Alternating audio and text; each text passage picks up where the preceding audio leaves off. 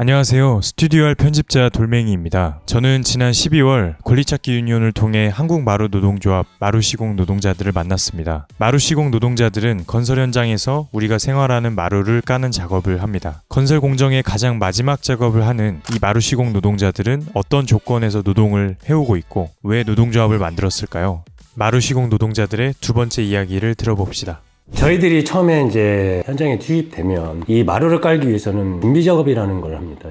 처음에 그걸 저희들은 게링이라는 작업을 합니다. 게링을 하기 위해서는 베이스 바닥, 시멘 바닥이 평탄화 작업이 잘 돼 있는 데가 있을 반면에 없는 데가 너무 많아요. 현관 들어오시면 그 디딤판, 그 높이가 낮은 데도 있고 높은 데도 있고 이러다 보니까 저희들이 디딤판이 너무 낮으면 저희들이 그 샌딩 작업이라고 그 바닥을 갈아야 돼요. 저는 이 세대 안에 분질가보다 어마어마하게 달리겠죠. 현장 직원들조차도 구호지를 않아요. 작업을 하고 있으면 다 도망가요. 근데 불난 것처럼 막 그렇게 뿌옇게 울고. 심지어는 한 현장에서는 그 작업을 하고 나서 먼지를 빼기 위해서 송풍기라는 공구를 갖고 창문 쪽으로 불게 되면 밖에서 보시면 진짜 어디서 불난 것처럼 그런 하얀 먼지들이 엄청 뿜어져 나옵니다. 그렇게 해서 저희들이 빗작업을 하고 높은 데는 갈고 낮은 데는 박스를 고거나 본드를 채워서 작업을 한 다음에 그 밑작업이 30분에서 1시간 정도. 더 길게는 뭐 1시간 반이 될 수도 있고 아니면 너무 낮아갖고 도저히 안 되는 데는 저희들이 본드를 미리 발라놓고 그 다음날 본드가 굳은 다음에 그 다음날 작업하는 거예요.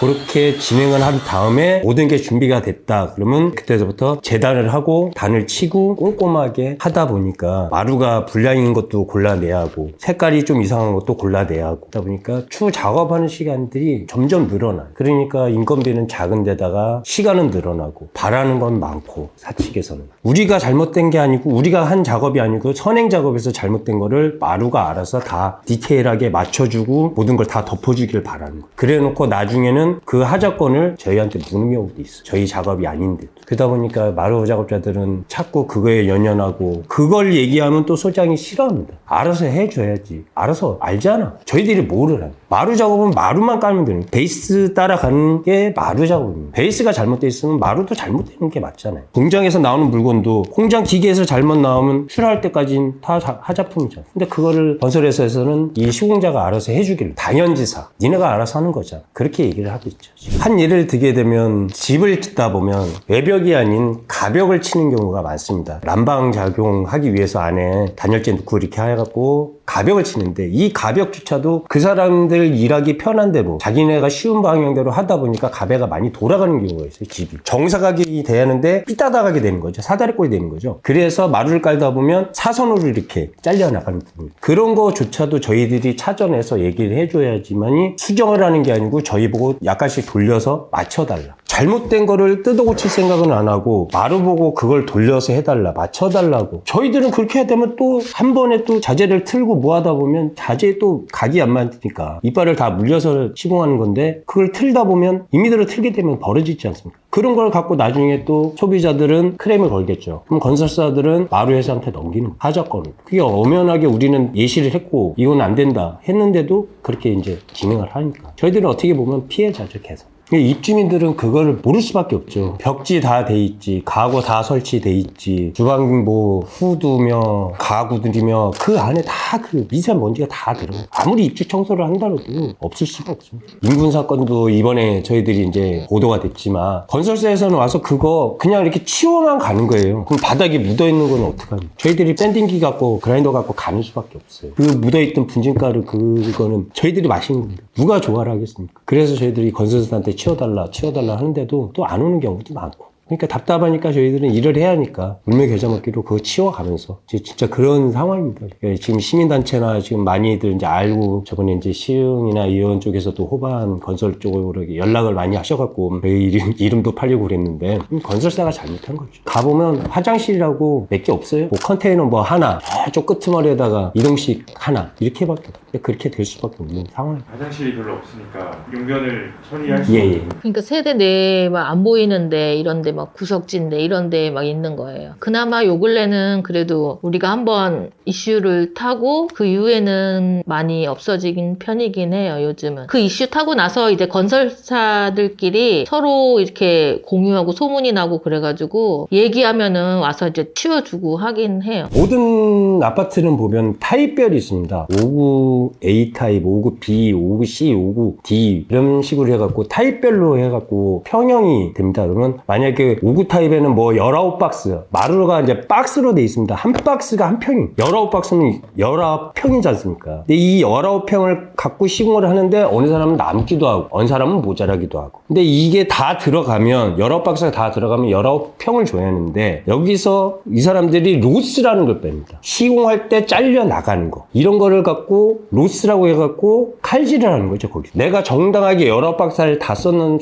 19박스를 다 줘야 하는데 19박스를 안 주고 17박스 0.5평 이렇게 주는 거죠. 근데 이 17.5평이라는 게 저희가 시공을 할 때는 잘려 나가는 거는 그만큼 저희들이 가공을 해갖고 잘려 나가는 면이지 않습니까? 이건 시공이잖아요. 잘려 나간 거를 다시 쓸 수 있다고 하면 그걸 다시 팔거나 어디다 다시 깔을 수 있으면은 빼도 맞다고 생각해요. 근데 그건 쓰레기예요. 잘려 나간 거는 못 써요. 쓰레기인데 그거를 그만큼 빼고 깔린 평수만 딱 계산을 해서 주는 거거든요. 그건 아니라고 생각합니다. 한장에서 반절을 잘려 나가고 반절이 나가도 그건 저희들이 시공을 하기 위해서 잘라온 거 아닙니까? 기계로. 그러면 그건 엄연한 평수라고. 저희들의 평수입니다. 집이 뭐 이렇게 한 장으로 계속 다 끝날 수 있는 그게 아니지 않습니까? 굴곡도 있고 사선도 있고 아니면 가구가 설 수도 있고 이런데 이 사람들은 계산할 때 그거를 다 빼는 겁니다. 로스 부분이라고 해서 빼는 겁니다. 시공이 안 된 거다. 우리가 시공한 게 아니다. 딱 시공한 평수만 돈을 준다고 하는데 그것도 막 0점 몇 평 막 이런 식으로도 조금 더 차이가 나요. 저희도 이제 쓰레기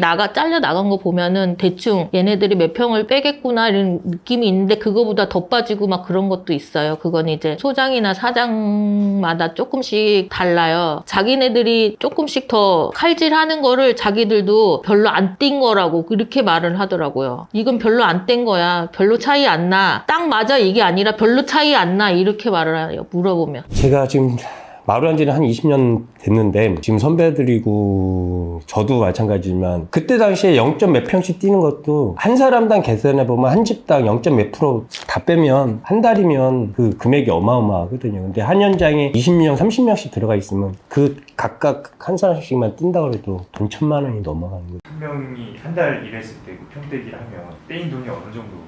2평씩만 잡아도 20집 깔게 되면 40박스잖아요. 한 달이면 40만 원 정도. 많이 치는 사람들은 더 많이 뛰는 거죠. 보편적으로 한 50만 원 정도 보시면 돼요. 한 달에. 그걸 지금까지 마루시공자들이 당연지사 그래 그냥 먹고 떨어져 이런 생각을 계속 갖고 왔는데 저는 그건 불합리하다고 생각했어요. 중간 계열층에서 사업자도 없는 사람들도 있어요. 그런 사람들이 자기네 오다를 받아갖고 일을 하고 그 현장이 끝나면 임금을 지불해야 하는데 지불을 하지 않고 회사를 부도를 내버려요. 그렇게 되면 이제 법적으로 가서 이제 뭐 찾다 보면 이제 받을 방법이 없으니까 포기하는 사람도 있지만 또 끝까지 받는 사람도 있어요. 그거를. 그러니까 소수 가갖고 자꾸 지저대고 와서 쫄르고 막 하다 보니까 그 업체에서 그 사람만 그냥 몰래 준 경우도 있습니다. 그리고 이 사람은 또 다른 사람 이름으로 해서 사업자를 또 내갖고 이름만 바꿔서 또 그렇게 관여를 해갖고 하는 그런 경우도 많죠. 그렇게 독한 분 아니면 웬만해서는 그쵸. 그거 계속 따지면 일을 못하니까. 보편적으로 마루 하는 사람들이 집 근방에서만 하는 게 아니고 다 외지. 저희들이 한번 나가게 되면 혼자 하시는 분들도 숙소도 잡아야 하고 밥도 사 먹어야 하고 이런 게 처음에 가자마자 돈백 이상을 써야 합니다. 그렇다고 여기서 관리자나 뭐 사측에서 이렇게 주는 게 아니고 저희 개인 돈으로 다 비용을 처리하기 때문에 그렇게 지방을 가갖고 숙소를 얻어놓고 하고 있는데 저 돈 받으러 또 거기를 가갖고 계속 주구장창 있으면 이 돈도 날리고 이 돈도 못 받는 돈이 되니까 포기하는 경우도 많고 좀 받기 힘들다고 보죠.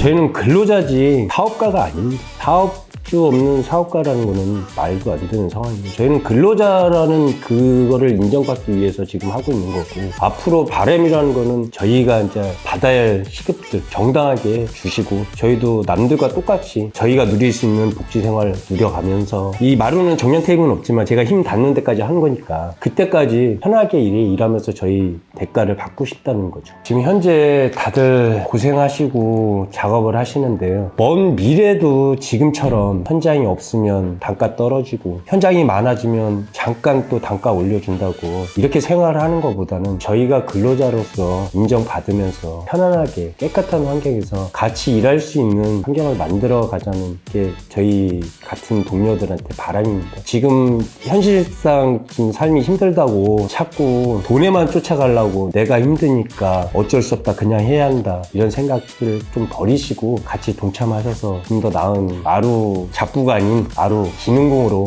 같이 좀 살아갔으면 합니다. 그냥 많은 분들이 빨리 깨어나서 동참 같이 해줬으면 좋겠어요.